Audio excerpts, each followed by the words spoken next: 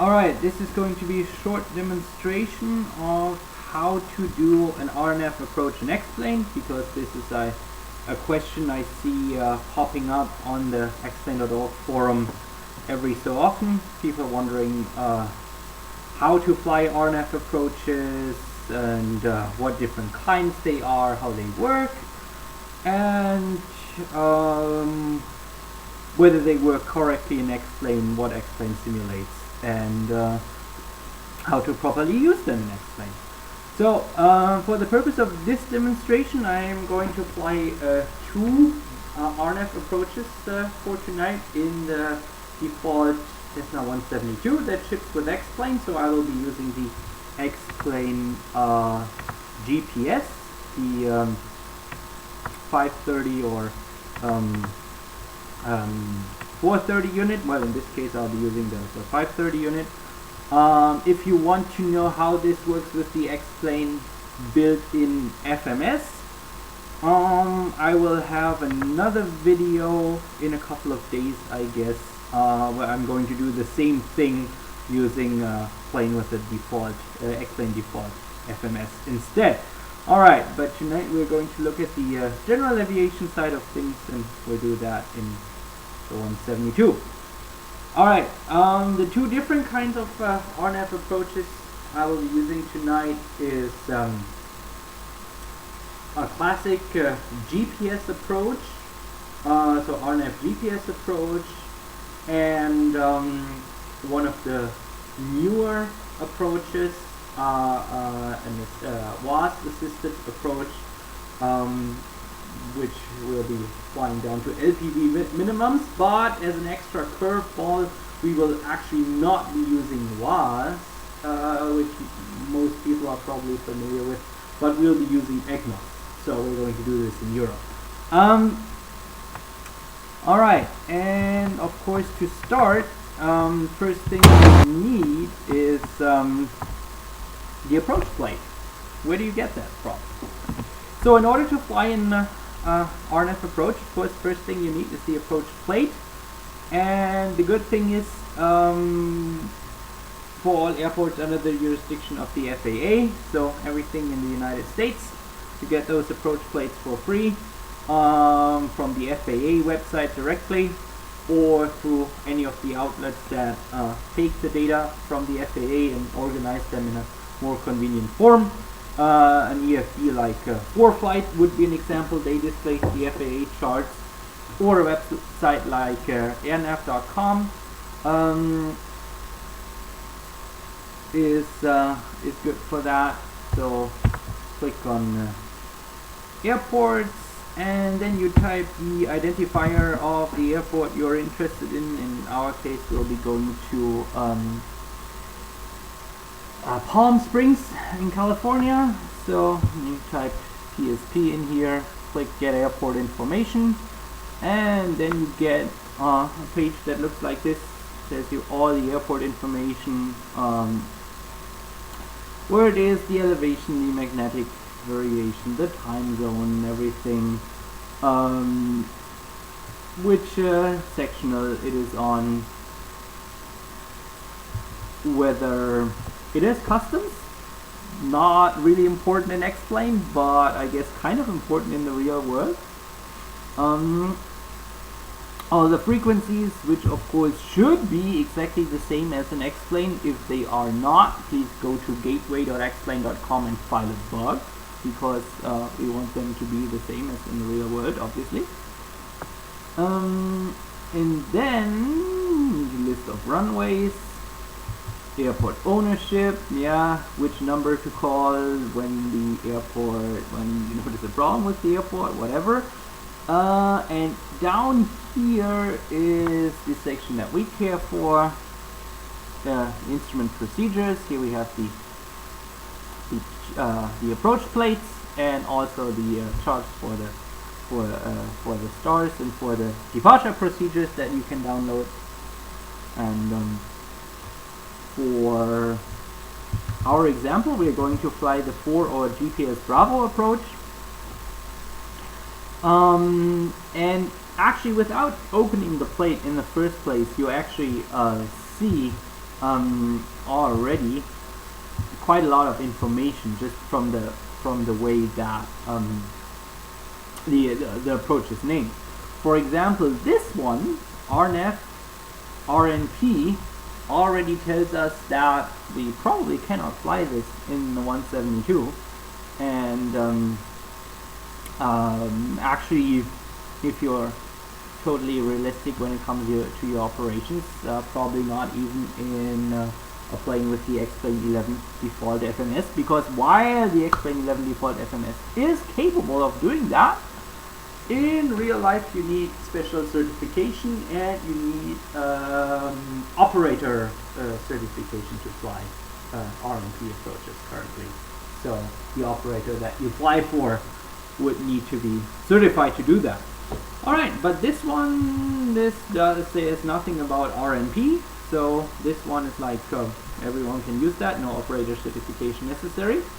And there's another thing in the name that already tells us something, because it's called VOR or GPS, and the OR tells us that it is an overlay approach, because you can use it with either means of navigation. You can either fly it by VOR or you can fly it by GPS, and that the same approach is used for two different means of navigation. Tells us that the GPS approach, so the RNAV GPS approach, is just an overlay over the existing VOR approach, and that's why it has the OR in the name. Alright, so, and if we actually open this plate, there we go, I already had it open, we find all the information that we need to fly the approach. So we see that the nav aid that we use, that the VOR approach is defined upon, is the thermal VOR. That the final approach course is going to be 292 degrees. And now again we get into this discussion, what does this 292 actually mean? Is this a magnetic heading? And a magnetic track, sorry. And the answer is kinda, sorta. It should be a magnetic track, but in reality it is not, because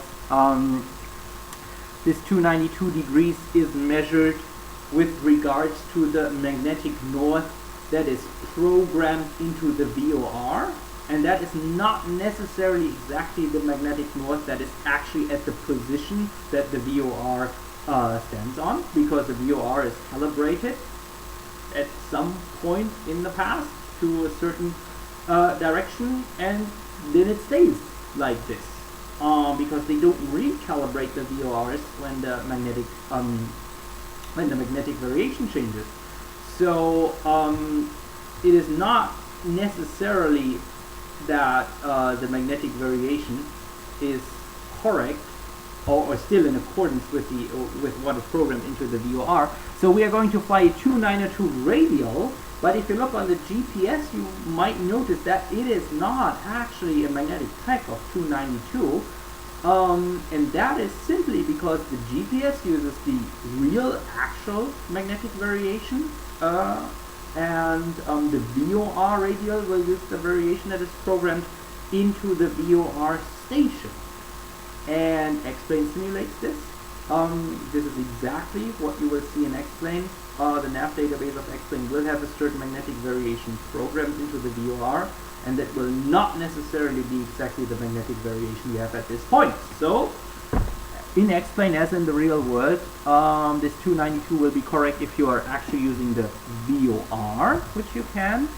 But if you fly it using the GPS, the magnetic track might be slightly different, and that is okay. Alright, we have a few altitude informations here that are not authorized, not available, because this approach does not actually dust to the runway. This is a circling approach that gets us down to circling minima in the general vicinity of a runway, and we have to then visually land on that runway. So what this approach does, it brings us here slightly offset to the right of runway 31 left, and when we go visual, depending on the prevailing winds, we can either do a side step and land on 31 left, or we can sidestep to the right a little bit and fly a normal traffic pattern and land on 1-3. And this is, by the way, why there's no runway identifier in the approach here. Why it says Bravo instead of 3-1 left. So that's the reason. Then this section here tells us the minima, and this little T and A tells us that this airport will have non-standard takeoff and non-standard alternate minima. Alright, here my inner flight instructor comes out, but I'm not going to explain what that means right now, because in X-Plane you probably don't care. But if you want to fly procedures as close to the real world as you as close as to the real world as you can, at this point it would be time for you to grab the what's it called now? It used to be called the AFD, the Airport Facility Directory. The same document has a different name now. Chart supplement. That's what it calls out. That's what it is called now. So at this point in real life, you would grab your chart supplement and look up Palm Springs Airport in the chart supplement, and then find out what those alternate takeoff, the T, and the alternate minima, the A, for this would be. Alright, we're going to skip that part in X-Plane because, yeah, simulator. It tells you the missed approach procedure, which seems pretty straightforward. If you don't have visual contact here, you just do a climbing right turn, climb back to 4,000 feet, then intercept the 124 radial back to the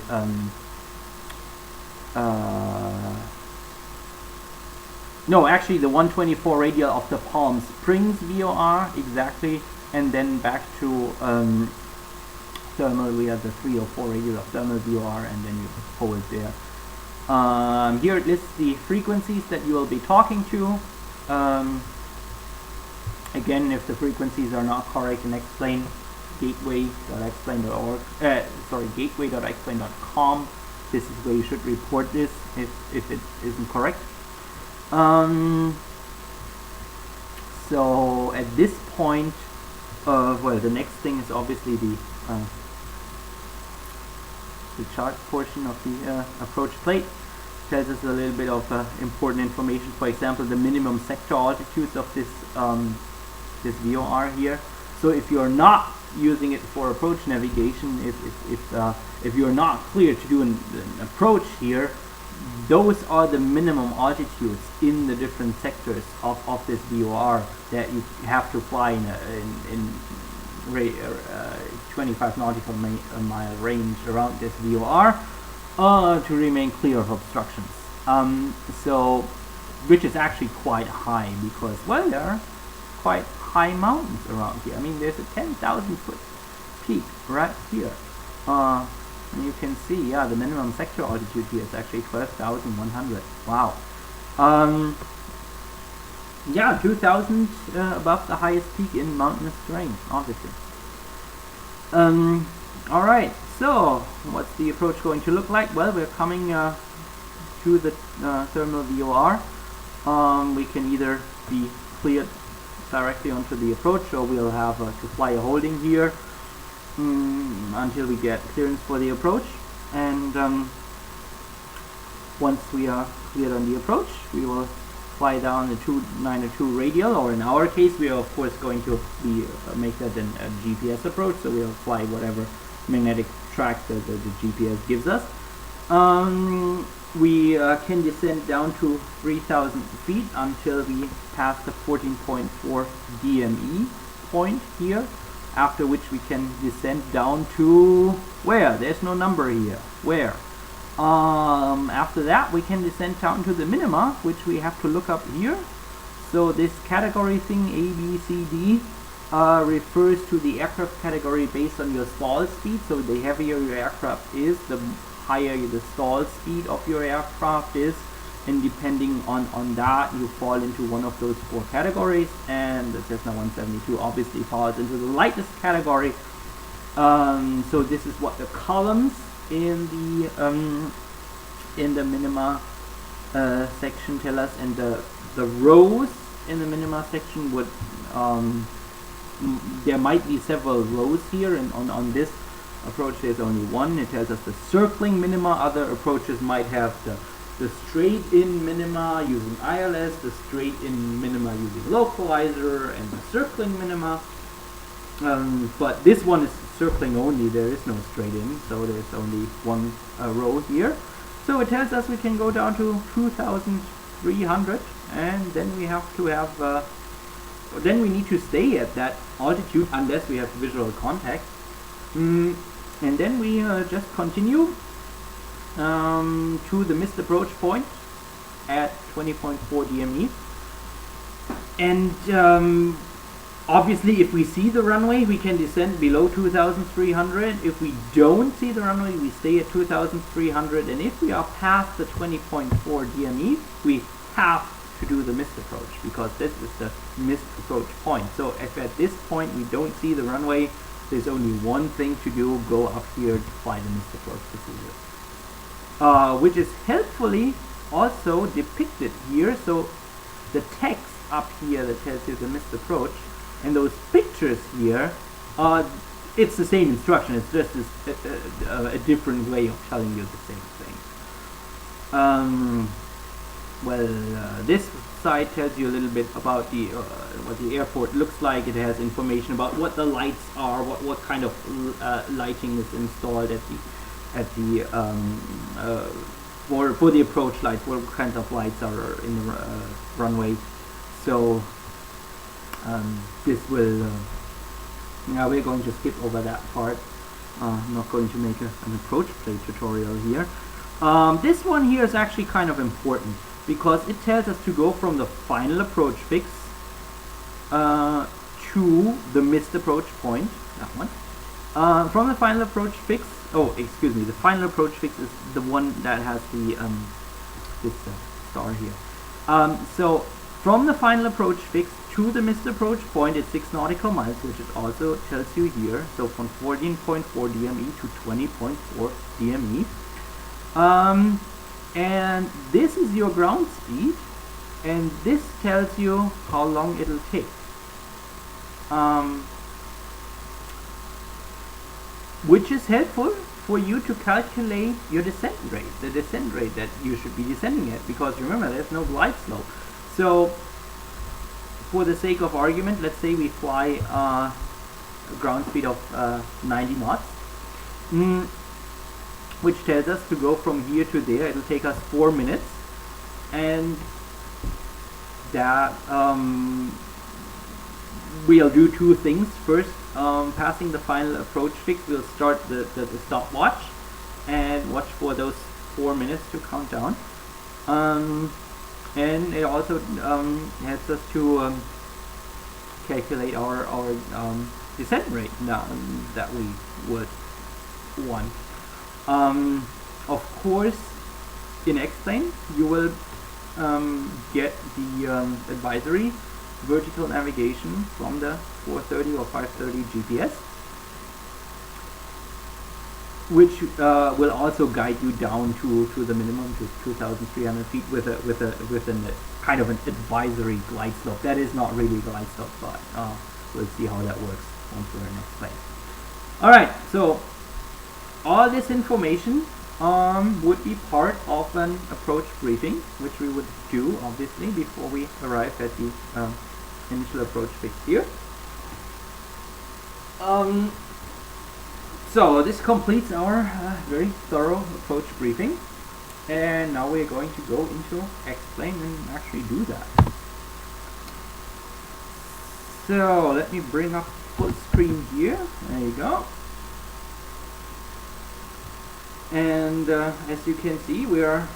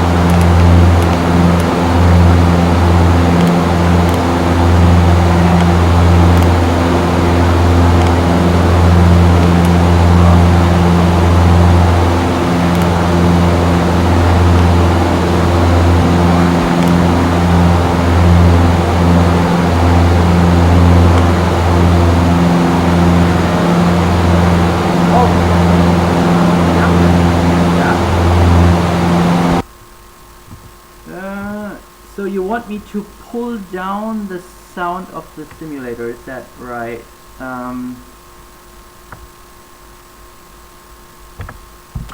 How is this? Is this better?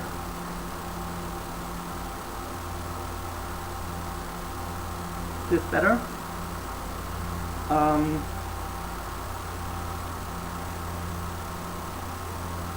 Alright, activate this approach, and as you can see, it set, of course, first is holding active because it doesn't know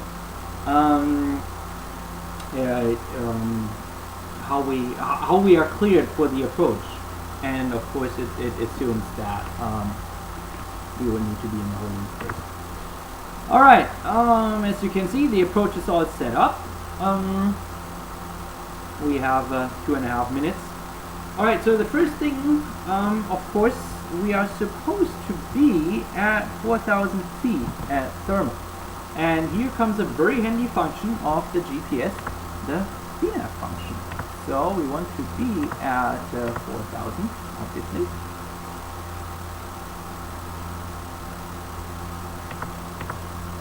And let's say slightly before, maybe half a mile before thermal, obviously.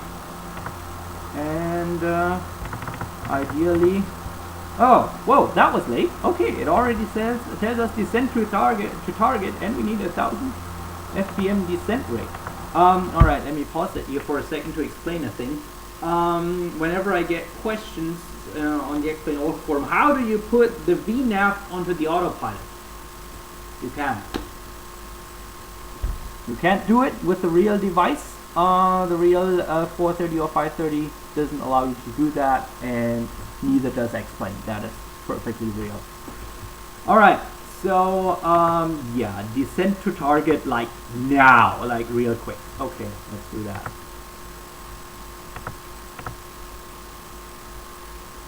Alright, I'm pause. I'm going to kill the autopilot and go like an idle power. Alright, and since we are going to fly the approach as the RNAV approach, as the GPS approach, I will now go to switch over to GPS mode, which gives us, of course, the green indication here as a way to verify that. And let's see, VNAV, so we should descend at like about 900 feet per minute, and then that should work out just fine. Trim. Jeez, my plane is completely out of trim. That feels better.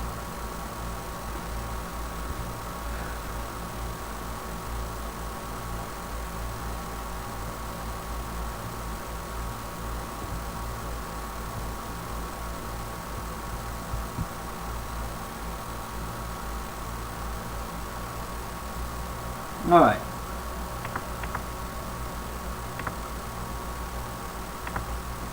No, that's not what we want. That's the one I want. Thank you.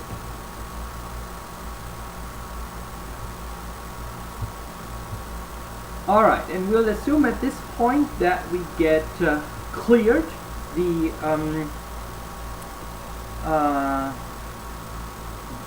GPS Bravo approach into Palm Springs. So at this point there would be a conversation with the approach controller, obviously, will clear us for that approach. And obviously our next magnetic track 2902, and we're going to hold, I'm going to put the autopilot back on and give us an altitude hold here at 4,000. There you go. And we're going to, no, we're not actually going to do the holding.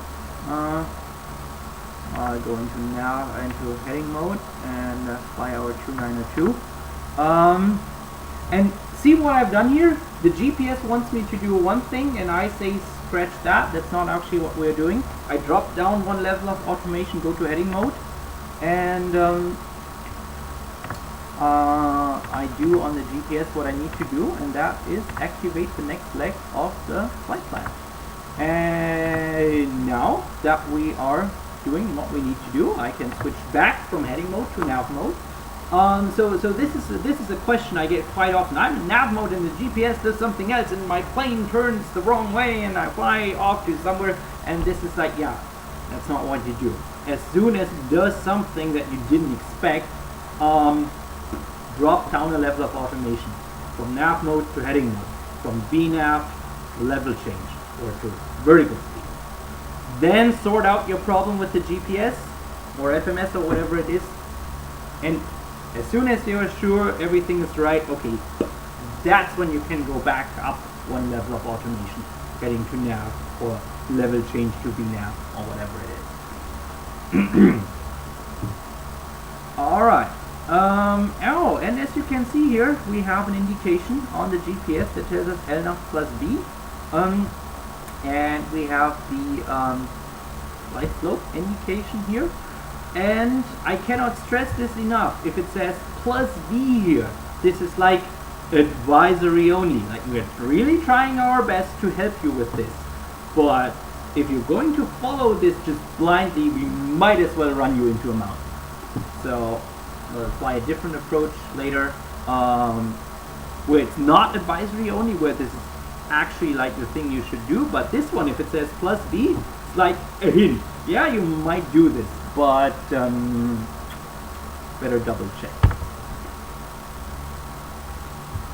Alright, and looking at our chart, we can see that our next target altitude is going to be 3000 at Mulch 14.4.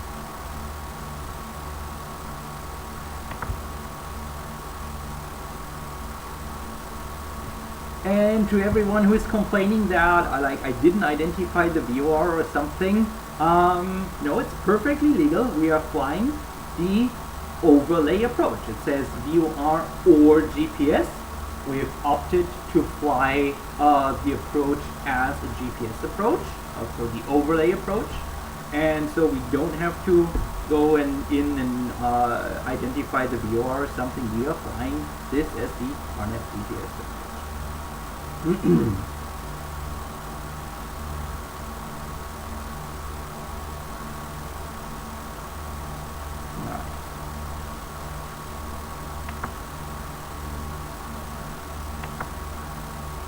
Alright, looks all pretty obvious. Remember the thing I talked about the magnetic variation mismatch, how the chart that is based on the VOR radial says 292 and the GPS now says 294 or 293. That's exactly what I've been talking about. VOR radial based on the magnetic variation programmed into the VOR. Alright, our advisory glide slope is coming in, and our next target altitude is going to be 3000 feet, obviously. So let's go down to 3000, and I might as well use the vertical speed now, and go down to 3000.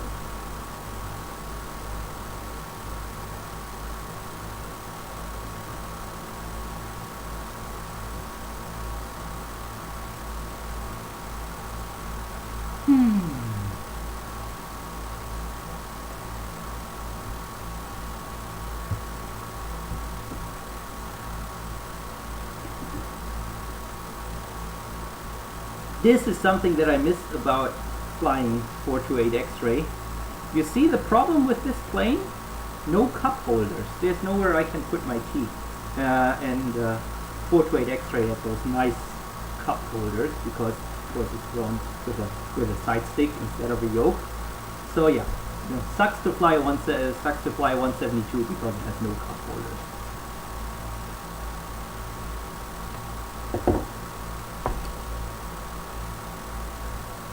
Alright, and as you can see here, our vertical guidance is off somewhere, which is not terribly important because we are flying the non-precision approach as it's supposed to be done, by stepping down to the next altitude, which is a perfectly valid way to do it. You could also just follow this this glide path if you wanted to. So it's either dive and drive, which is what we are doing right now, or continuous descent. And there's really you can get into a discussion about whether dive and drive is the better thing to do or the right thing to do or whatever. But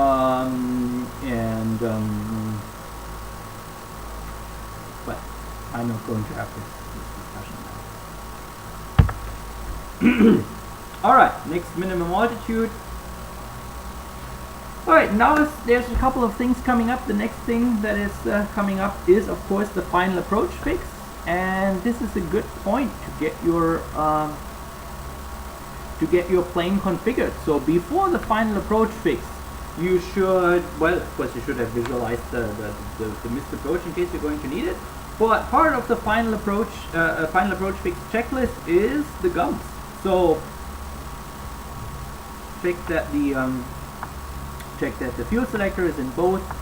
Turn on the landing lights, obviously. Undercarriage, well, not really much to check here because we are flying a fixed gear plane. Prop, also not much to do here. Mixture comes in full rich, obviously. So gas, undercarriage, mixture, prop, flaps, and switches. So we are below 110 knots, so I can drive the first notch of flaps, obviously. And switches, well, besides turning on the landing light, there's nothing to do here. So there's another lively discussion about flap use on this kind of approach. Like, when do you set the flaps? How do you configure? And my way of doing it is, so I configure like this, gear down and flap set for the final approach fix. And in case of the 172, I put it in flaps 10, and I'm going to use flaps 10 all the way down. I'm not going to touch the flaps again after the final approach fix. This is a thing in the 172. For the simple reason is, here's what's going to happen. So you drop out of the clouds in like 400 feet, you see the runway and like, oh yeah, I'm going to land on it. You put in the flaps, it balloons, bloop, and you're back in the clouds. And with a 172, a runway that you're approaching with an instrument approach, it's going to be long enough to be landed on with flaps on. So this is how I'm doing it. Alright, final approach fix coming up. Gumps check done. We can go down to 2,300. Alright, and since we did the last leg with dive and drive, this time I'm actually going to couple the autopilot to this advisory glide path. But again, I must be spring loaded for 2,300 feet. So I turn this on, the autopilot is going to do the descent now and follow the advisory glide path. But at 2,300 we have to take over and hold this altitude. Don't allow it to descend any lower, because the autopilot will fly you into a mountain if it just follows the advisory glide path.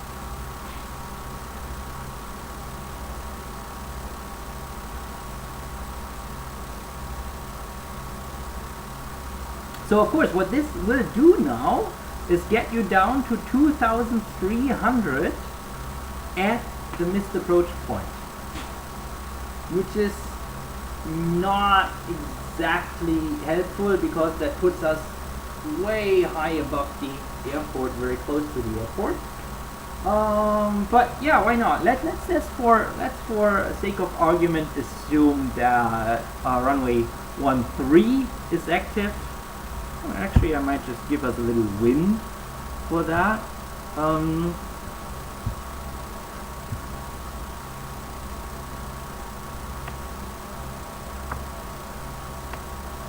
so that runway 13 is active. Come on. Ah! What the hell? Why is this? Ah, okay, that's inverted. Yeah, like that makes sense. Okay, so that's how. Huh, interesting. Alright. So just a little bit.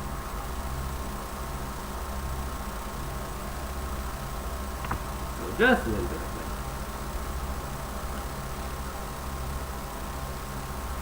Alright, and at this point obviously we hand it over to the tower controller, and the tower would at this point just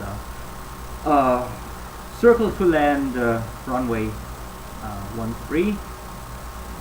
13 right it is, I guess. Is it? Yeah, 13 right, clear to land, number 1. So, and as you can see, with the added wind, the autopilot gets a little bit wobbly right now, and that is because the closer you get here, the higher the sensitivity of the GPS gets, and the autopilot doesn't expect that because it's not tuned to a localizer but to the GPS, and it doesn't get that the GPS can suddenly get more sensitive because it normally doesn't do this. So this is also not a bug in X-Plane. This is perfectly realistic. So I'm going to turn off the autopilot. I'm going down to 2,300, and hang on. Why is my parking brake so? What the?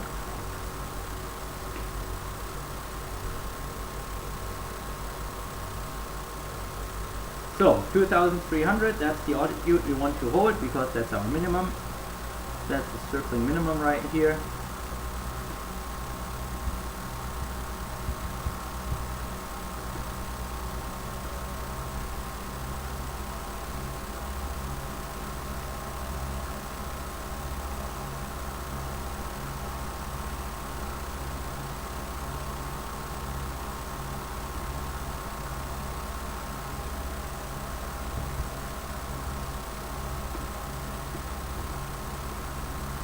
Alright, and at this point it is now time to look out because our missed approach point is coming up real fast now. And at this point it's time to look out, lean out the window, whatever, and find, oh, there you go, there's the airport, we can see the runway. And now we're going to break off from the approach and fly a normal traffic pattern.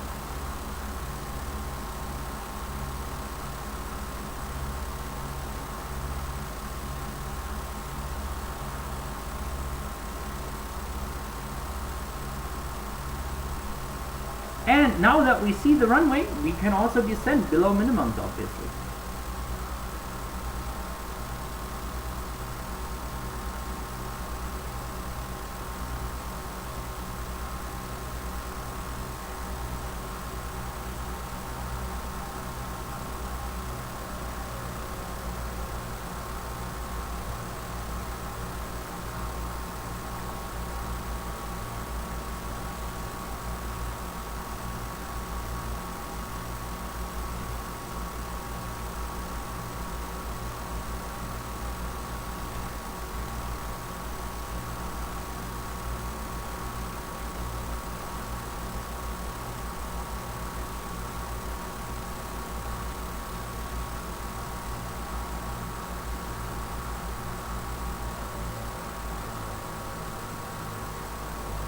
Alright, so in this point I'm of course just visual as in any other traffic pattern. So at this point I'm like beam the numbers, flaps 20, like I would normally do. But again, with a straight in approach, keep in mind what I said about setting flaps like right after you drop out of the clouds. It's not going to work.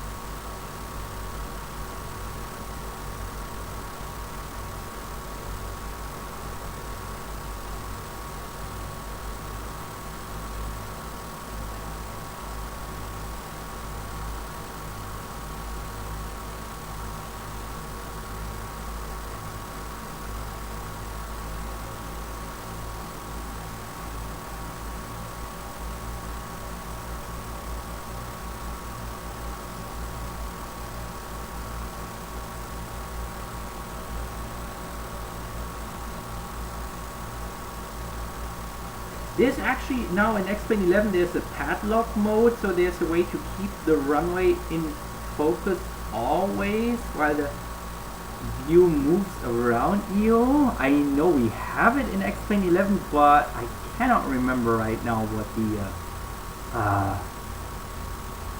the key for it is. I have no idea.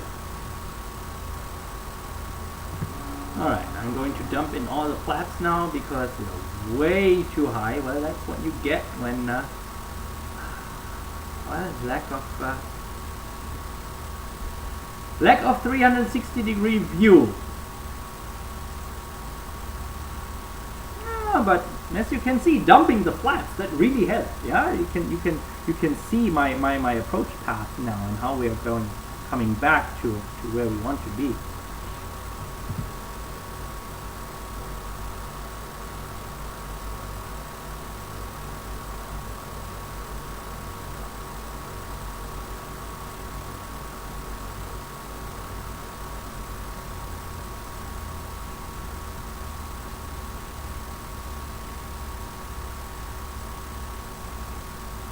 There we go. Alright. So, this is, so that was the RNAV GPS approach with the extra curveball of being a circling approach. And now what we're going to do is we're going to fly an LPV approach. And for that, I will reposition us to Germany.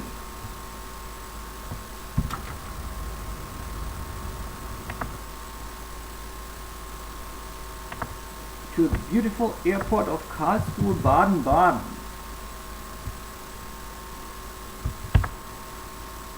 And put us out here on runway 21 for some distance. And while that is loading,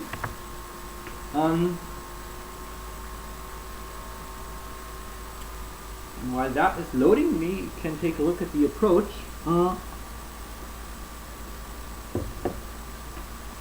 Obviously, when this finishes loading, it'll put us right in the air, so I need to press the freeze, the pause first.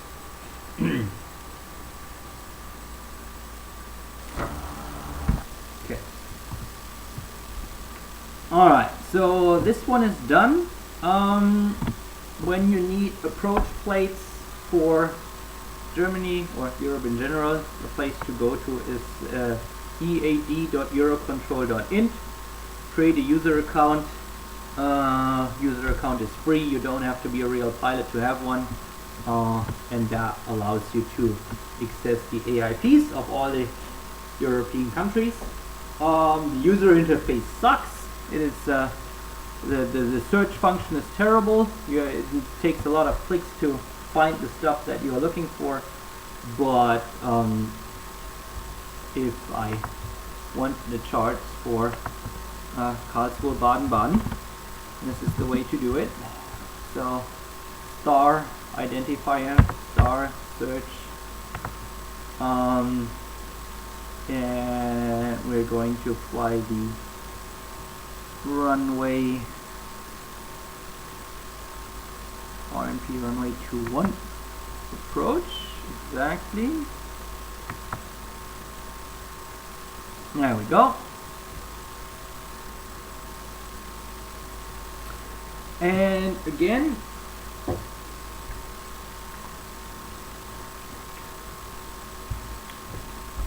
take a look at the approach plate, which is a little bit less colorful than the American one. But so this is the appeal of Jeppesen charts, right?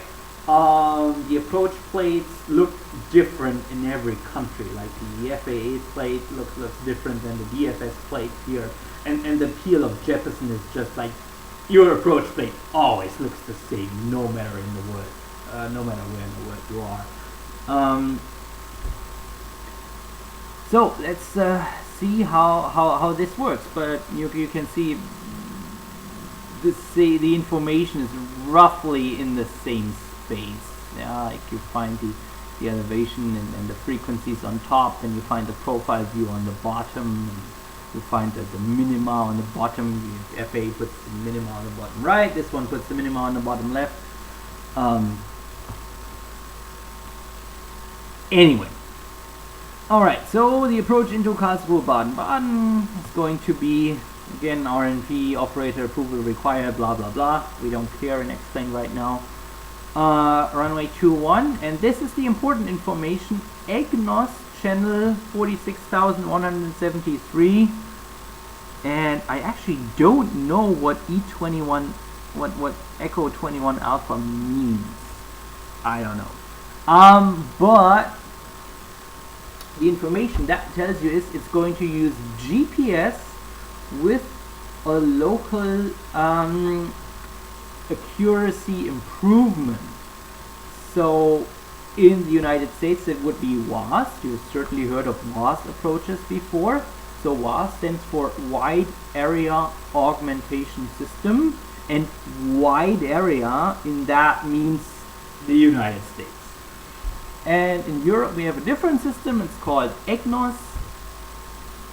I have no idea what the acronym stands for. European Global Navigate. I have no idea. Whatever. Look it up. Wikipedia. I don't know.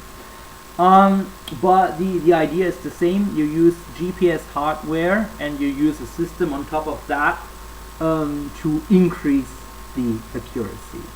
And there's two different ways to do that. SBAS and GBAS. Satellite-based augmentation system and ground-based augmentation system. And what we are doing here is we are using satellite-based augmentation. So SBAS, satellite-based augmentation system, is the overall category, and WAAS would be the implementation of SBAS in the United States, and EGNOS is the way to do SBAS in Europe. Alright, what does this have to do with LPV? Now we have all those things. We have RNAV, we have LPV, we have SBAS, and we have WAAS. What does this have to do with LPV?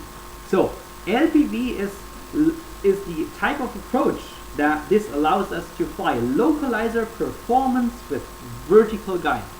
Localizer performance means that the path, the lateral path that GPS gives us is as accurate as a localizer, and it has angular sensitivity, so it gets ever more sensitive the closer we are to the airport. That's the LP part, localizer performance. And the V means it also gives us vertical guidance. So this is about as good as it gets. And LPV is the type of approach, and the way it is actually implemented again varies depending on where in the world you are.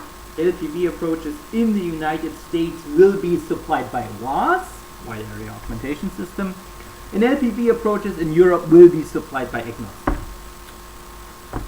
Alright, so and this channel up here, in the US it would be a WAAS channel. You don't need to tune that. There's no way in the airplane to actually tune this channel.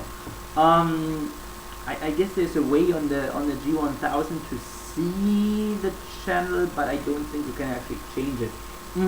So this is something that happens inside the GPS from the database, something that you don't care for. It'll tune the channel to use the satellite-based augmentation system to get the information it needs. So this is a channel for a radio that you never see because it's tuned invisibly in the background. Alright, so as you see here, quite a lot of information on the plate. What is important for us, what we are going to do is we are going to start at the Karlsruhe VOR. That's here. We're going to use that as the initial approach fix. It says here by ATC only, so normally we would start here at this NDB, Kilo Bravo Alpha NDB, and we would fly this. And if ATC allows us to, we can also do this. So we pretend we have ATC clearance to do this now. That's what we want. All right, so we start here at 6,000 and we fly this track here. Interestingly enough, on the German charts, it always tells you the magnetic track, this one, and in parentheses below it tells you the true track. So this is the magnetic track, this is the true track. I don't know why the German charts do this. It's not like you have an instrument in the cockpit and it actually tells you the true track. Alright, so we fly this little segment here, then we do a 90-degree turn. So for this segment we need at least 4,000, that also minimum 4,000, that's the minimum 4,000. And then we go to the final approach fix, Bitsu, where where we intercept the vertical path, the glide path, and then we go down here. There's a checkpoint 5 miles before runway 21, and it says here RNAV only. What does that mean? That means if you do not have the equipment to fly the approach in LPV mode, because you have a GPS that is really old, that cannot do WAAS, that cannot do EGNOS, in that case you would be flying the approach to RNAV minimums, and you would have a checkpoint here for the altitude. And if you have a GPS that can do LPV, like the one in X-Plane, then you don't care for that. You don't need this checkpoint. LPV is going to do the right thing. Same thing here, another checkpoint, 2 nautical miles, 1100. If the GPS is old, cannot do LPV, mandatory check altitude. But RNAV only. If it's LPV, we don't care.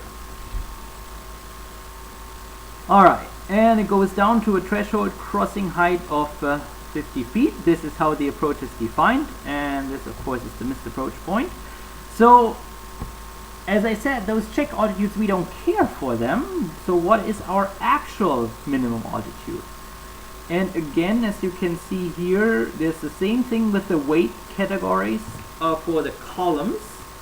And now we also have different rows here. And the rows here are all obviously for the straight-in approach. And depending on the capability of the plane, you will have different minima. So RNAV is the most basic thing. That's what you would have gotten in X-Plane 10 with the 430, 530 that was in X-Plane 10. That is not capable of receiving WAAS or EGNOS. RNAV VNAV is what you would get, for example, with the X-Plane 11 default FMS, because it can do RNAV to this accuracy and can do baro VNAV. And LPV is what you can do with the X-Plane 430, 530, that is LPV capable. So we actually are in this box because A is the category, the weight category of the 172. LPV is the category of what our equipment can do, and this is the minimum 820 that we're going to use. So I mentioned the X-Plane 11 default FMS. I'm going to do the same tutorial again in a couple of days, hopefully, with the X-Plane 11 default FMS rather than the GPS. And for that, there's an important box right up here, and that says baro VNAV operations, because that is what the X-Plane 11 default FMS will do. It will fly baro VNAV. And it says here, not authorized below minus 15 degrees Celsius. Well, this has something to do with the air density at lower temperatures and the pressure levels compressing, and thus the baro indicating a higher altitude than you are actually flying at. I'm not going to explain this now. I'm going to explain this when we actually fly this with the X-Plane 11 default FMS. Right now with the GPS we don't care. So we only care for LPV minimum, and this is completely independent of what your altimeter setting is.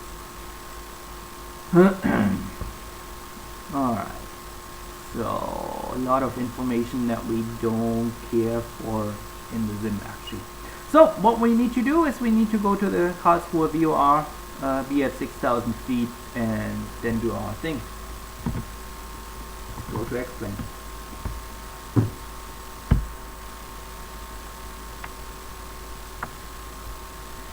So Karlsruhe VOR is actually up there, so I'm going to put the plane right there, put us at 6,000, which is where we want to be. Oh, that's too much. Still too much. That's about right. Okay. That is great.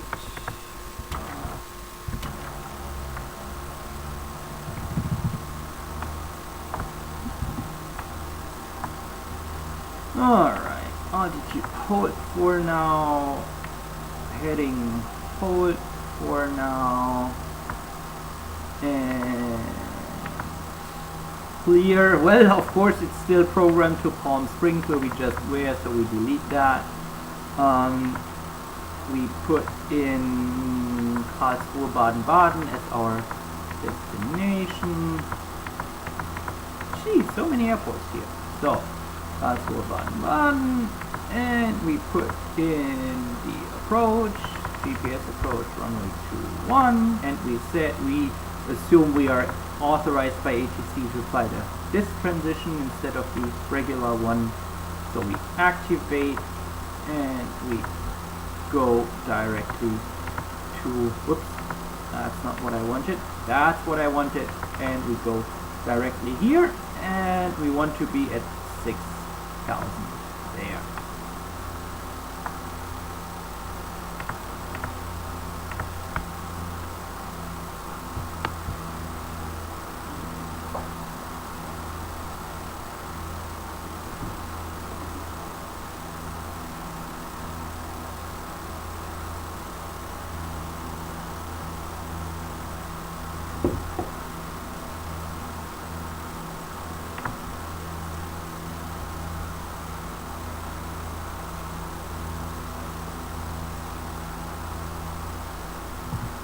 Alright, so right now we are right here, so we are turning on this 252 magnetic track and we can go down to 4,000. So altitude 4,000, that's good.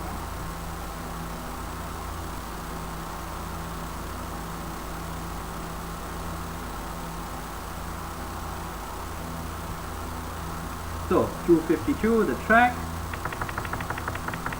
That's about right.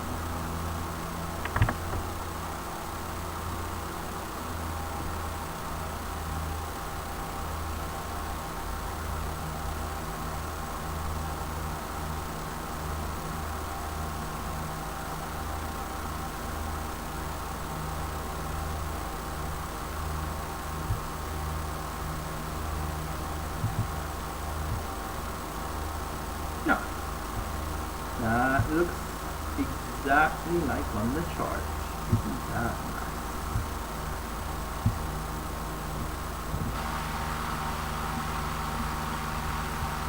Yep, and that looks just like it should, because I use Karlsruhe Baden-Baden with my actual students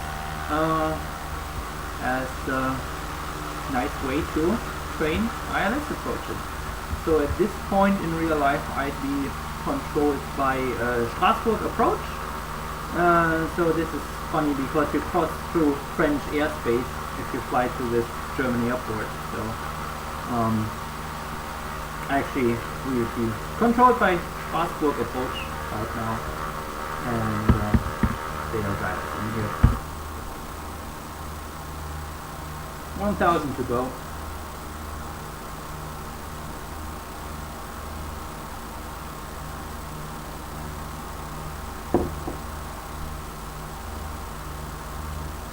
So let's talk about what is going to be different for this approach. So again, for this approach we'll also have the lateral and the vertical deviations here on the CDI, but this time the glide path is actually authoritative, not advisory only. And the way we can also tell this is because the indication here on the GPS will change and tell us instead of RNAV plus V. If everything goes right, at this point it'll tell us LPV. When I say everything goes right, what could go wrong? Like the satellite might be out or the receiver might have failed. In X-Plane right now we don't have any like WAAS satellite failures. We do not have a way to fail satellites in X-Plane, but I think we could possibly add a failure to X-Plane that would allow you to turn off WAAS or just fail the WAAS receiver in the GPS, and then you would actually not see the LPV come up here, and that would tell you that yeah, you need to fly the approach differently. Alright, the next heading that is coming up here is 300, obviously. Then still minimum altitude is 4,000, so here we go.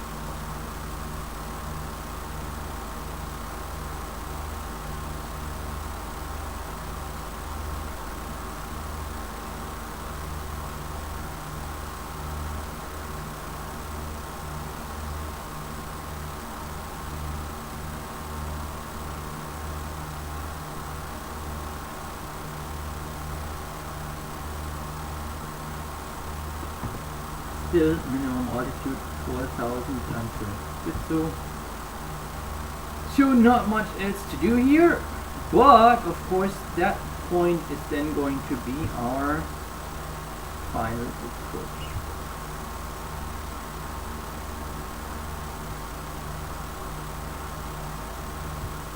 Yeah, it would actually be correct to set the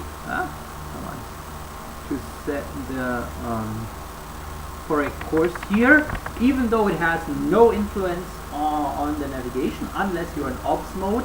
This just does nothing. It doesn't change the way that the GPS works or the GPS navigates, but it's of course always a good idea to set the final approach course up here just as a reminder.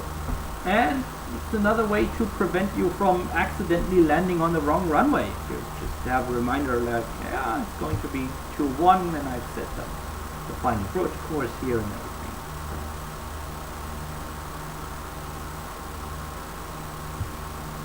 And of course we're going to do the very same thing here.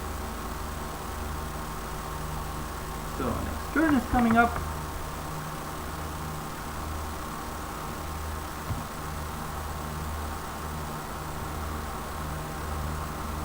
The port should be somewhere down there.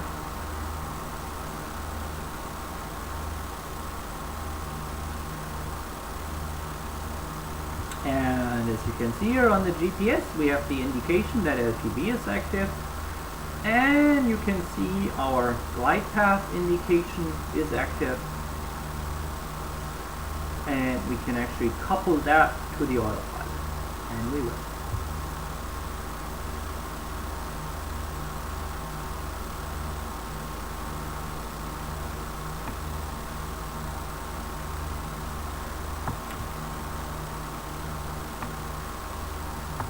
So I'm going to arm the approach mode here. There you go. And that will couple the glide path once it comes in.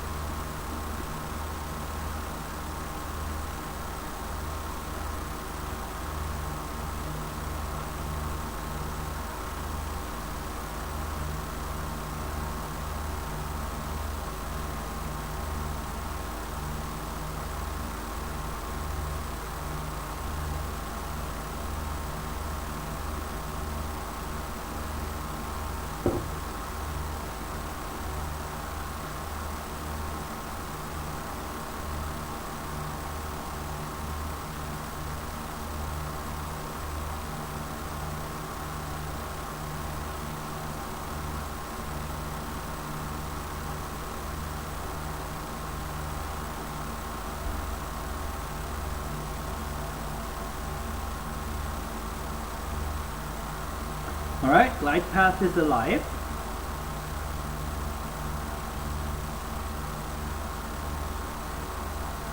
Huh, look at that, there's a bug. It's still flagged, shouldn't be flagged. Huh, that's interesting. Okay, I guess I know what I need to fix for upcoming beta. I need to look into this.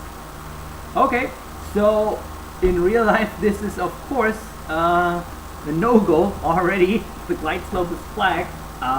Don't use it.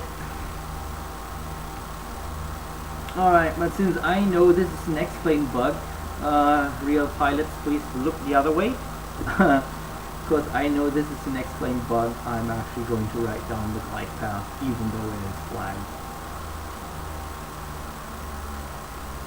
Alright, and of course, final approach fix, gas, undercarriage, mixture, prop, flats, switches, the usual.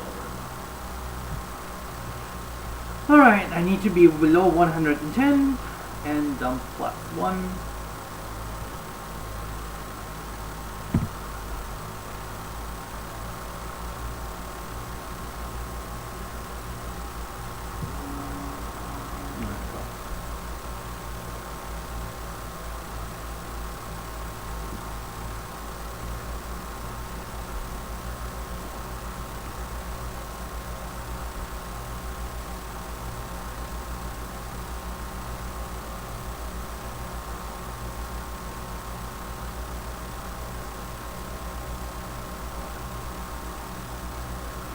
Alright, and as we talked about, okay, we are now here, we are on the final approach course of 210.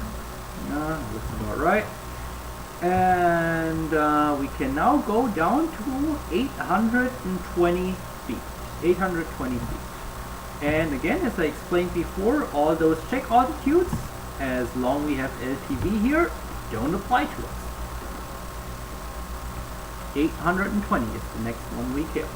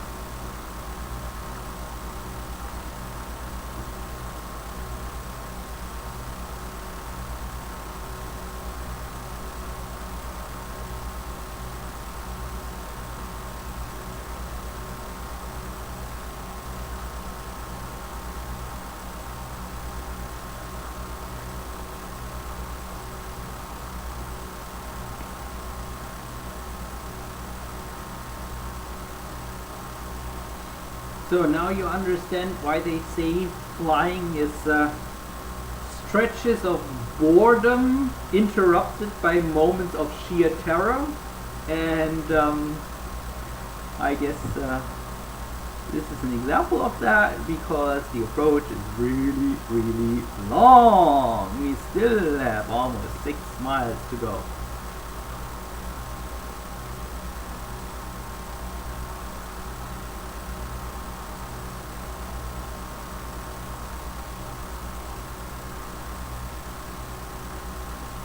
So, but as you can see, the LTV approach is really, at this point, not different from the ILS approach, because you have full vertical guidance. The localizer, the lateral deviation works like a localizer in that it gets more sensitive the closer you get there. You can fly fully coupled to the autopilot. Yeah. Just like an ILS approach,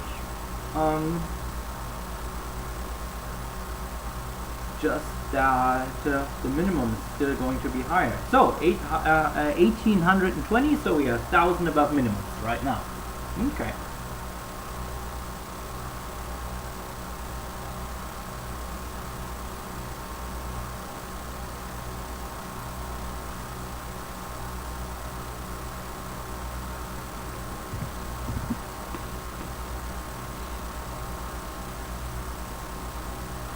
You can see the outer marker blinking here. Why don't I hear it? Okay. I think I have to complain about that.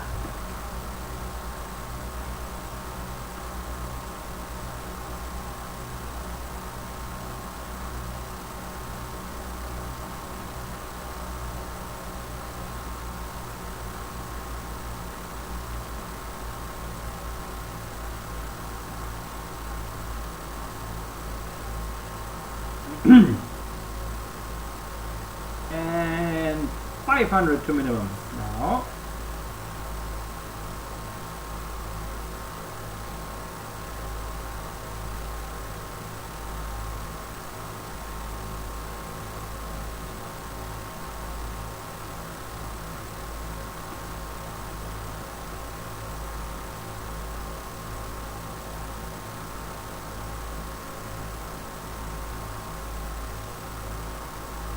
$200 above.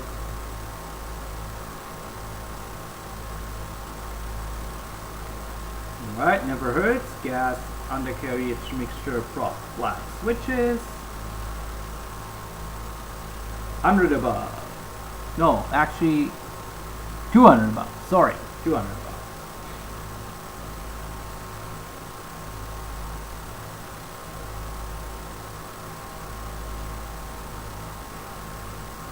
$100 above minimums.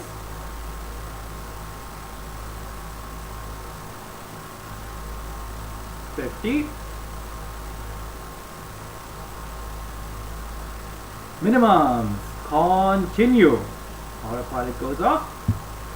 And again, at this point, if you dump in the next flaps when you see the runway, you're going to balloon right up into the clouds again. This is why I don't do it.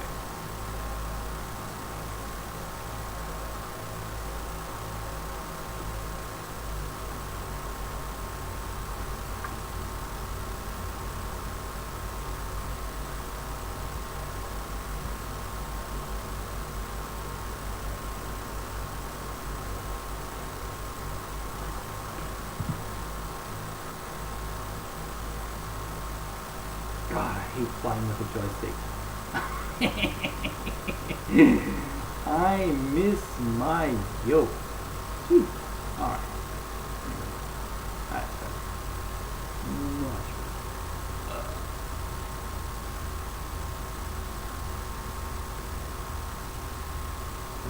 So, there we go.